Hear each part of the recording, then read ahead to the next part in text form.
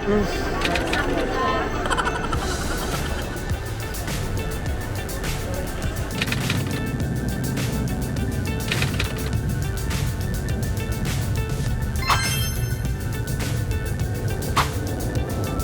few moments later.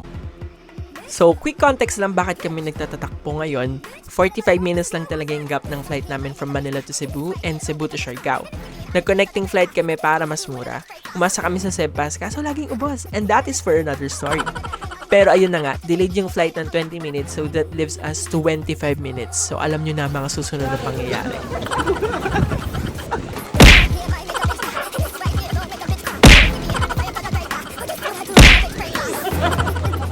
A few moments later. Nakahabol.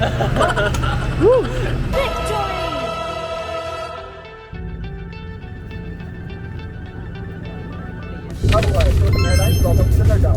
The time is 1 minute past the hour of 7 and the date is 2nd of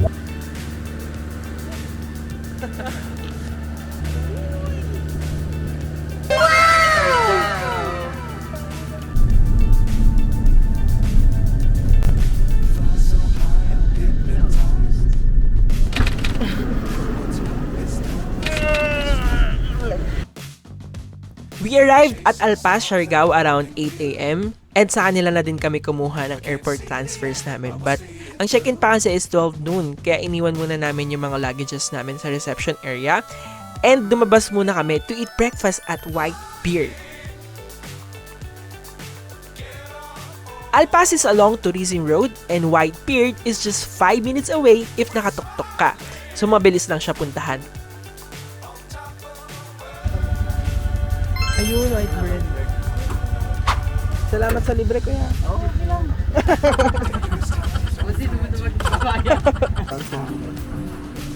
Bestseller coffee here sa White Beard. Look at their eyes. Legit na masarap yung kape nila. And hindi ako umiinom madalas ng kape because I'm acidic. And interestingly, hindi ako inasid sa coffee nila. Vance recommends Char! Ito rin yung mga bestseller ng breakfast meal nila. And I would say 4 out of 5. Fun fact! So, chinika nga namin sila kuya kung bakit Whitebird ang name ng cafe nila. To find out na literally yung owner has grown a specific part ng beard niya na white lang. O, diba? Ilang taon na siya kuya? Ilang taon na si Whitebird? I-tip mo na lang. Ano ang pangalan niya? Ano pangalan niya? Arnie. Arnie. Kapatid niya si Barney.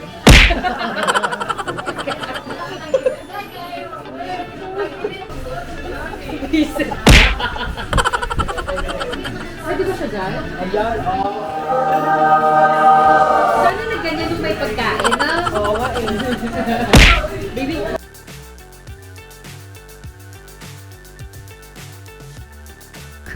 Oh, tricycle. Mag-tricycle ba tayo? Uwi na ba tayo? Maglakad eh. Maglalakad. Kuya, hindi pa. Kuya, sorry. A few inches later. Hindi na nga kami na tricycle eh. Pinigilan mo pa kami.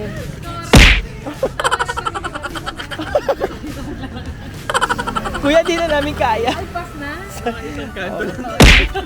Sa isang kanto. Ang taon ng araw.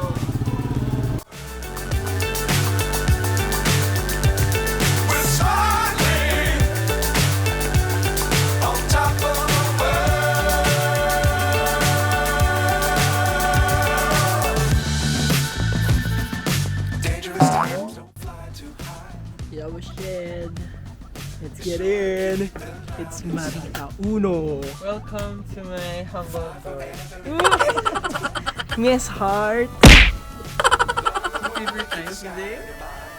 Breakfast. Cute. Oh my Favorite God. memory? Vogue. Vogue. Ang cute naman nung may kulambo. Ang kuryente.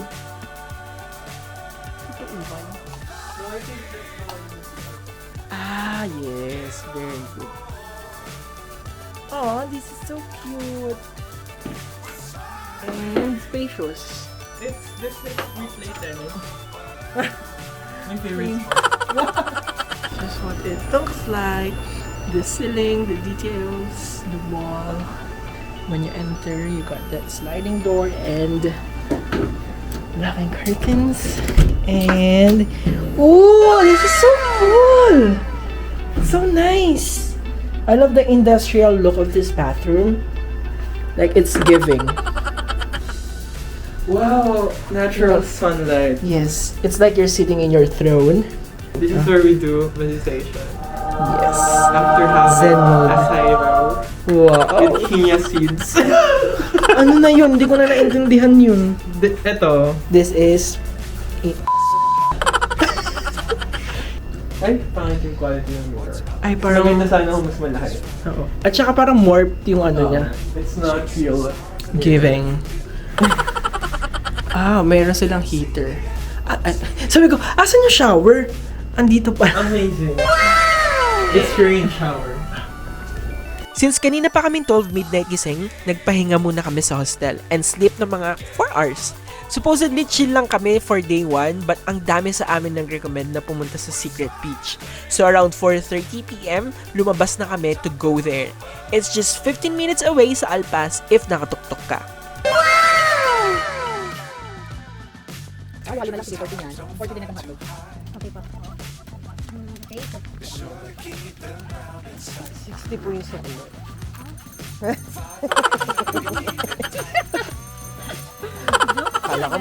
Kala ko mabubudol ka si ate. Ang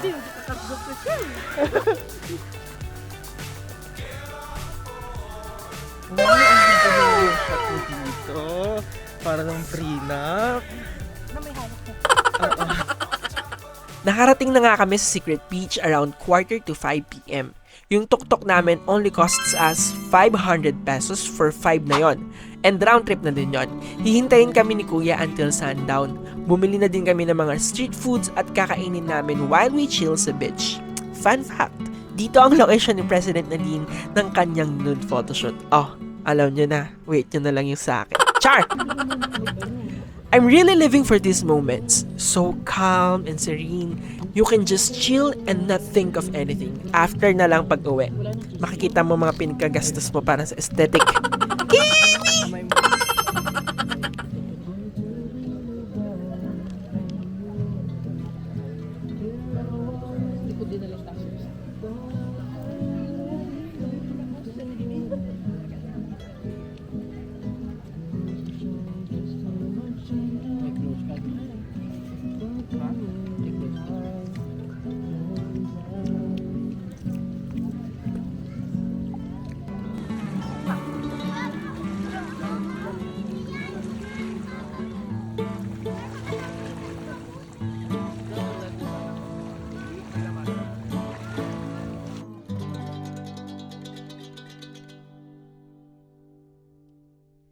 After almost 2 hours, we went straight back to our hostel to freshen up a bit for the dinner at Siago.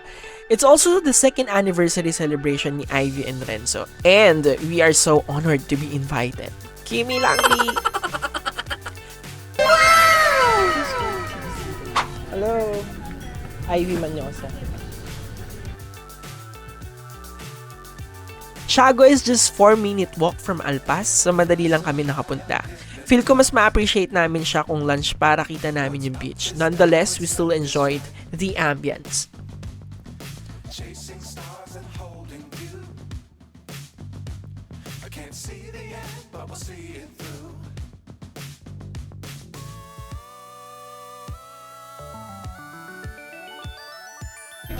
Shiraz. Parang meron ako Shiraz.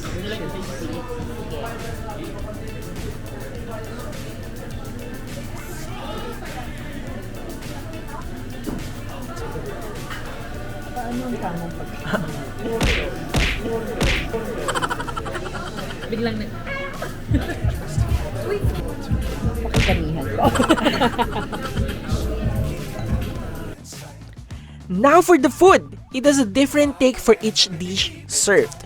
Although yung menu, you can see it na sa mga normal restaurants even here sa Manila, pero pag sinerve na nila at natikman mo, then you'll know the difference. Nagpa-wine nga din pala ang Anniv celebrators natin, kaya shoutout sa aming mga ninong at ninang. Char! Dang.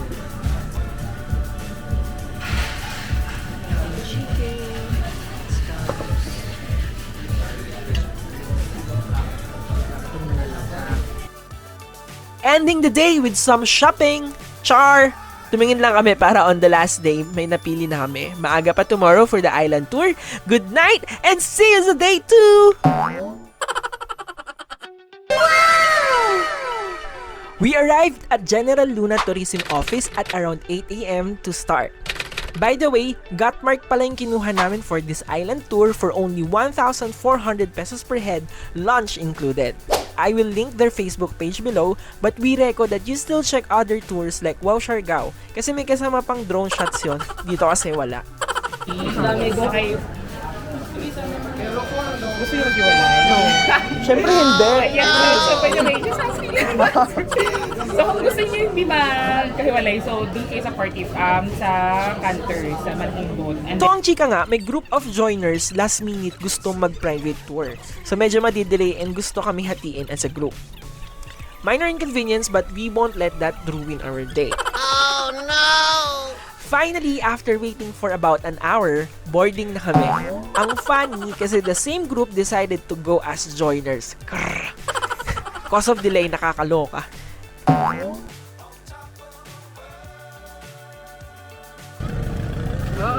Guys, watch your step. oo. Watch your step. Mama on board. Yes! While your food po is preparing, you have time to go around everywhere in Daco Island. So continue what you're doing in Naked. And then let's proceed to the bonus destination. It's called a Secret Island. So Secret Island po, ma'am sir, we go there if low tide only. And then sa Secret Island, our activity is to find the island. Okay, so thank you for listening everyone and mabuhay. Thanks, Queen. Yes, perfect. Thanks, Nakarating Queen. a picture po. Let's stand up kasi jump shot to.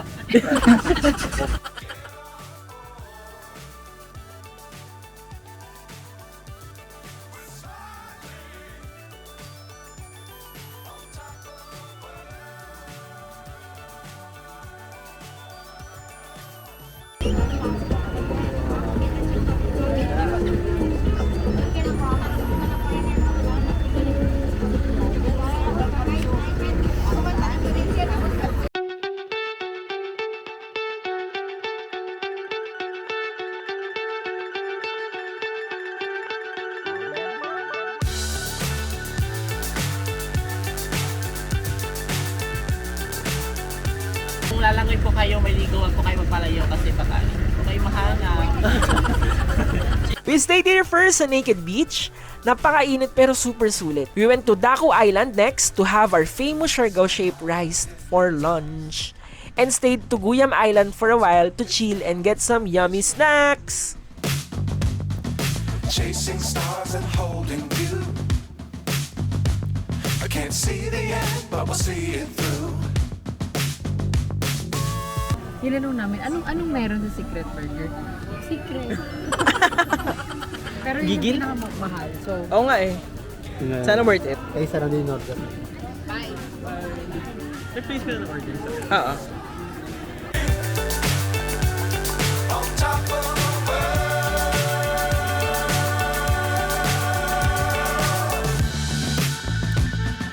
Dangerous times, don't fly too high. Be sure to keep the ground in sight. Fly forever if you keep it tight. Love the world, but keep the sky on your mind. Flying. Get on board. We're sailing. After Guyam Island, dumaan lang kami sa Secret Beach but went straight back to General Luna Tourism Office. Then pumunta na rin kami sa Katangnan Bridge para sana mag-sunset view. Pero sobrang daming otaw, nakakaloka. We still stayed for a while though. Ayan, may nagdalandian pa nga.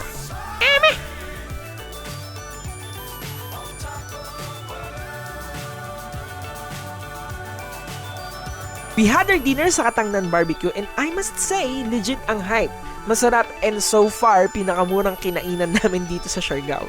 Paano yung yogurt ate? Nasa cup lang din yan. Yes po, nasa cup. Tapos may toppings Yes po, din. free 2 toppings na po siya at zero. Parang 2 yaw-yaw. toppings. Ah. Ano po, pipicturean niyo yung... May logo. Anong pangalan mo ate? An po. Ay, thank you ate Ann. Sobrang ganda mo. Salamat. Salamat po. Oo. Bale, ano na lang to? 120 na lang. Kasali yung ito lang. Oo, kasali ka talaga ate. Hindi ko naman nakapag-rate. Ito yata sa kanila. Ha? Iwan to sa kanila. Ay, iwan ba? Kasi, sorry. Sisimutin ko pa sana yung... Oo nga eh, sayang yung ano eh. Hindi na mauulit. Charap siya.